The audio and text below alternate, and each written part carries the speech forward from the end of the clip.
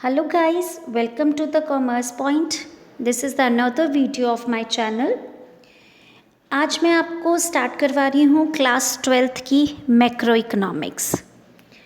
Macro economics को करने से पहले हम थोड़ा सा फ्लैशबैक में जाएंगे। हम अपने +1 के थोड़े से उसमें देखेंगे।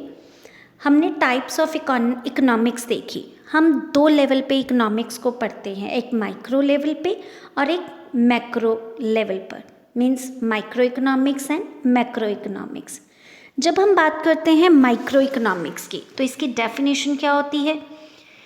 Micro economics deals with the problem of choice and scarcity at the individual level. कि माइक्रो इकोनॉमिक्स में हम एक इंडिविजुअल लेवल की प्रॉब्लम, उनकी चॉइस की प्रॉब्लम और स्कार्सिटी की प्रॉब्लम को देखते हैं। और मैक्रो इकोनॉमिक्स में it deal with the problem of choice and scarcity at the level of economy as a whole.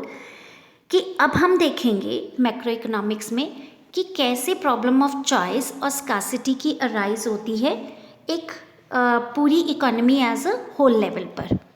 अब माइक्रो इकोनॉमिक्स को हम लेकर चलते हैं तो उसमें हम एक इंडिविजुअल कस्टमर, एक इंडिविजुअल प्रोड्यूसर और एक इंडिविजुअल मार्केट की बात करते हैं।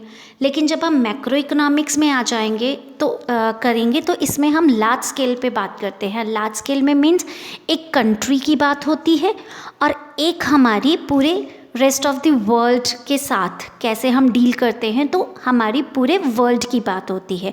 मीन्स एक कंट्री, और जब एक पूरे वर्ल्ड की इकोनॉमी की बात की जाती है तो वो हमारी मैक्रो इकोनॉमिक्स होती है। इसमें हम थोड़े बहुत आपको डिफरेंसेस इस बेसिस पर भी लेके चल सकते हैं कि दोनों को हम थोड़ा सा क्लासिफाई कैसे करेंगे। माइक्रो इकोनॉमिक्स ये स्मॉल स्केल पर पढ़ी जाती है, बिल्कुल इंडिविजुअल लेवल पर की जाती है, और जो मैक्रो इकोनॉमिक्स होती है वो हमारी लार्ज स्केल पर की जाती है। सेकेंडली, जब हम बात करेंगे माइक्रो इकोनॉमिक्स की, तो इसमें हम बात करते हैं इंडिविजुअल कस्टमर की, इंडिविजुअल प्रोड्यूसर की और इंडिविजुअल मार्केट की। जबकि मैक्रो इकोनॉमिक्स में जब हम इकोनॉमी देखते हैं तो वो एज अ होल मीन्स पूरी कंट्री की इकोनॉमी को देखा जाता है। जैसे कि हमारे इंडिया की इकोनॉमी किस तरह से चल रही है, क्या वो ग्रोथ कर रही है या नहीं कर रही। तो जब हम माइक्रो लेवल पर लेके चलेंगे तो एक इंडिविजुअल कस्टमर की, कंज्यूमर की, प्रोड्यूसर की डिमांड और सप्लाई के बारे में बात करते हैं।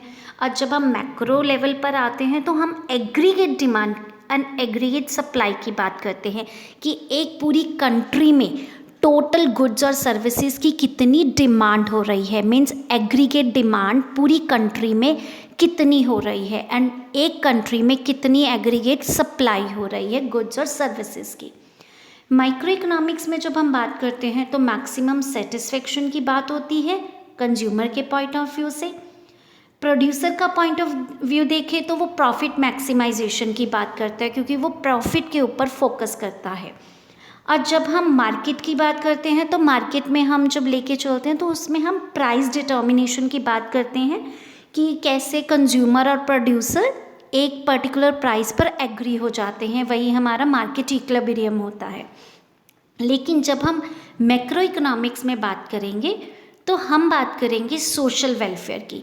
हमारी गवर्नमेंट जब भी पूरी इकोनॉमी को देखती है, इंडिया की इकोनॉमी को देखती है, तो वो लोगों के वेलफेयर की बात करती है। सोशल वेलफेयर, जीडीपी ग्रोथ, कि किस तरह से गुड्स और सर्विसेज की जो है ग्रोथ की जाए, उनकी जो सप्लाई है वो कैसे इंक्रीज़ की जाए। एंड जर्नल प्राइस लेवल के बारे में बात करते हैं कि जर्नल प्राइस लेवल वो नॉर्मल होना चाहिए, ना प्राइस लेवल ज़्यादा हो, मीन्स ना तो इन्फ्लेशन आए और ना ही डिफ्लेशन हो, राइट। अब हम डिफरेंस देखेंगे इस वीडियो में कि दोनों में डिफरेंस क्या है। बाकी मैंने आपको काफ़ी क्लियर करवा दिया माइक्रो और मैक्रो इकोनॉमिक्स के बारे में, तो इन्हीं बेसिस पर हम डिफरेंसेस कर सकते हैं। Difference between the micro and macro economics ये आपने +1 में भी कर रखा है। माइक्रो इकोनॉमिक्स जिसमें हम स्टडी करते हैं problem of choice and scarcity at the individual level, और मैक्रो इकोनॉमिक्स जिसमें हम स्टडी करते हैं problem of choice and scarcity at the level of economy as a whole. Second difference है कि जब हम माइक्रो इकोनॉमिक्स को यूज़ करते हैं तो इसमें माइक्रो इकोनॉमिक्स के वेरिएबल यूज़ किए जाते हैं, जैसे कि कंज्यूमर की डिमांड, प्रोड्यूसर की सप्लाई। और जब मैक्रो इकोनॉमिक्स को करते हैं तो इसमें मैक्रो इकोनॉमिक वेरिएबल्स को यूज़ किया जाता है, like aggregate demand and aggregate supply, right. Next difference है कि जब हम माइक्रो इकोनॉमिक्स को लेके चलते हैं तो इसमें मेन फोकस होता है, मेन इनका कंसर्न होता है कि कैसे आउटपुट को डिटरमाइन किया जाए और किस तरह से प्राइस रखी जाए, किसी भी गुड्स एंड सर्विसेज की कितनी अवेलेबिलिटी हो, राइट, और कितने उनके प्राइजेस हों।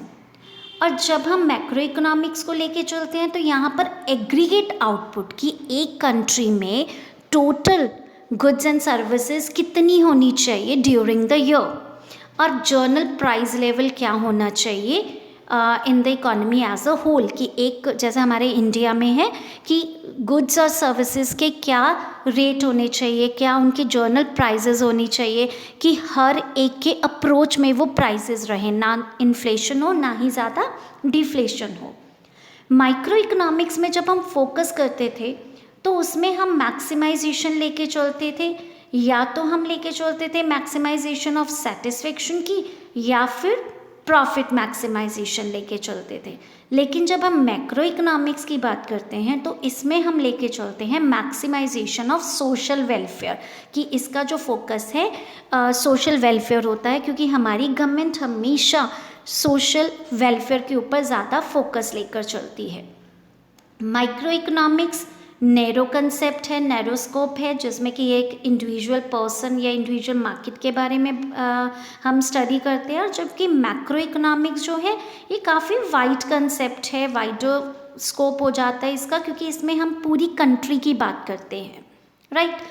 तो मैक्रो इकोनॉमिक्स जर्नली देखा जाता है कि गवर्नमेंट ये वेरिएबल्स यूज़ करती है कि किस तरह से हमने अपनी कंट्री की इकोनॉमी को इंक्रीज़ करना है, कैसे उसका लेवल ऑफ आउटपुट इंक्रीज़ किया जाएगा।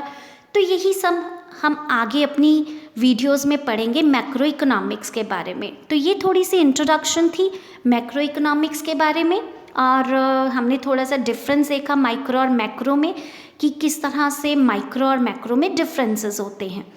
तो नेक्स्ट वीडियो से हम पर्टिकुलर इसके मैक्रो इकोनॉमिक्स के कंसेप्ट देखेंगे, उनके कुछ जो भी हाईलाइटेड पॉइंट्स होते हैं वो देखेंगे। And thank you so much for watching my video. और प्लीज़ अगर आपको मेरी ये वीडियो अच्छी लगे then like and subscribe it, और शेयर कीजिए अपने फ्रेंड्स के साथ, सिबलिंग्स के साथ। Thank you so much.